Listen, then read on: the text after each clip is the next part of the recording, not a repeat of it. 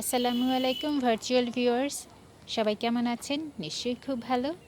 আমিও খুব ভালো আছি এবং সবচেয়ে বেশি ভালো আছি আমার এই সফেদা গাছটি দেখে। এই সফেদা গাছটি আমি কিনেছিলাম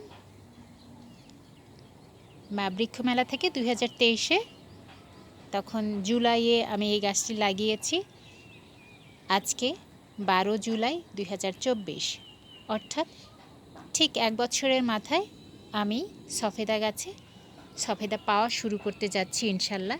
যদি একটু আমি জুম করে দেখাই, এই যে আমার সফেদা গাছে সফেদার গুটি পড়ে গেছে। আলহামদুলিল্লাহ আলহামদুলিল্লাহ, প্রায় প্রতিটা ফুলেই গুটি এসেছে। মজার ব্যাপার হলো, এর আগে প্রায় 6 মাস ধরে, অর্থাৎ গাছটি লাগানোর 6 মাস বয়স থেকে এরকম ফুল আসছিল, কিন্তু তখন কোনো ফুলেই গুটি হচ্ছিল না, সব ফুল ঝরে যাচ্ছিল। তা আমি তো প্রথম দিকে নর্মালি ফুল রাখি না, ফেলে দেই। এটাও ফেলে দেওয়ার চেষ্টা করেছি, পরে দেখলাম যে কন্টিনিউয়াসলি ফুল আসছে কিন্তু ফল হচ্ছে না। তখন খুব মন খারাপ হয়ে যাচ্ছিল যে কেন ফল হচ্ছে না। দেন আমি যেটা করলাম, হয়তো এটার টাইমই এই সময় ফল আসে, বাট এই যে আবার দেখাচ্ছি আমি, মোটামুটি সবটাই চলে এসেছে।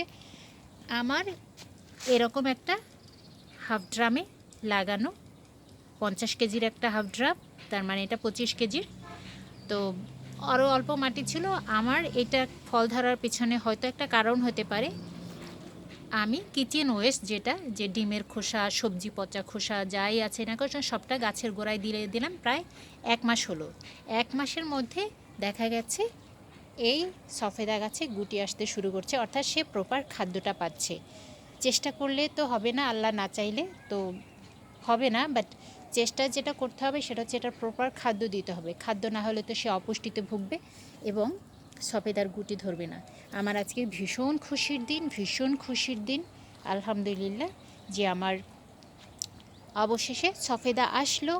এখন দেখা যাক, বড় হওয়ার পালা। আল্লাহর কাছে প্রে করি এটা যেন খুব সুন্দরভাবে বড় হয়, এবং এটাতে এখন যেটা আমার নার্সিং করতে হবে সেটা হচ্ছে এখানে আরও বেশি আমার কিছু খাদ্য দিতে হবে, যাতে করে সফেদা গাছটি বড় হওয়ার সুযোগ পায় এবং এর ফলগুলো সুন্দরভাবে ম্যাচিউরড হওয়ার সুযোগ পায়, প্রপার খাদ্য পায়। খাদ্য না দিলে এটা তো হবে না। তো সেই নিউট্রিশাস দেওয়ার জন্য যে খাবারগুলো আমাকে দিতে হবে, আমি মেইনলি খোল পচা পানি দিয়ে থাকি আর কিচেন ওয়েস্ট দিয়ে থাকি। কেমিক্যাল ফার্টিলাইজার আমি খুব কম ইউজ করি। যখন দেখি একদম গাছগুলো যখন প্রপারলি খাবার পাচ্ছে না, নিতে পারছে না, প্রচণ্ড রোদ থাকছে, ওই সময় অ্যাকচুয়ালি গাছের জন্য খুব কষ্ট হয় সারভাইভ করতে। আর কেমিক্যাল ফার্টিলাইজার কিন্তু খুব দ্রুত এটা গাছ শোষণ করে নিতে পারে। আর আমি যেটা করি সেটা হচ্ছে হার্ডলি দেই না, আমি এটা পানিতে গুলিয়ে তারপর দেই। এজন্য এটা খুব দেখা যায় দিলে সাথে সাথে এটার রেজাল্ট পাওয়া যায়। আর এই যে কিচেন ওয়েস্ট দিচ্ছি, এটাতে একটু টাইম লাগে, কারণ এটা পচবে, গাছের খাবার উপযোগী হবে, দেন এটা সেখান থেকে পুষ্টি নিতে পারবে। অলমোস্ট সে কিন্তু এখন সেইভাবেই আছে আলহামদুলিল্লাহ।